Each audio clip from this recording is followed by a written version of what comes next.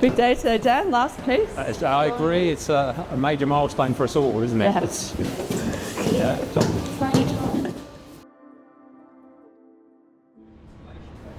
They're going to be installing the last panel.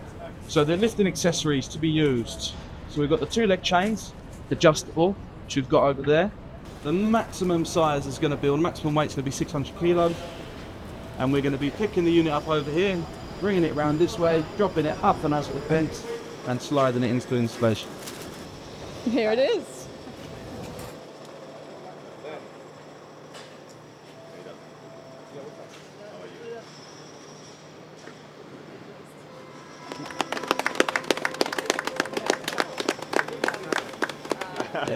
How exciting. Smile. Really great to see the panels today. Yes, but yeah, I agree. But obviously now we're still working on the atrium. We've got the soffits doing the atrium and closing off the slab edge details. So it's got a few guys working up there. Quite a few discussion whether it was the right choice, but I think we all very, very happy with the variation that this natural finish can achieve. Yes, and I know the client is also very happy with it, aren't they?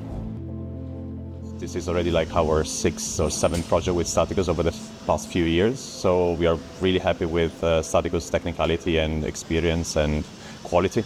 And on this one particularly, it's been great because we, for the first time, managed to specify embodied carbon values on the specifications for the project, and we were really happy with Staticus taking it on board and with the environmental team to be able to deliver a great project with very low embodied carbon values.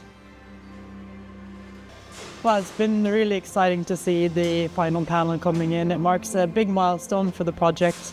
There's so much, a long journey that we've gone through, a lot of work by so many people to get to this point. We're very happy with the quality that we're seeing on the facade, and it's really coming together to what we had envisioned at planning. Shall we have a look at the terrace details? Yeah.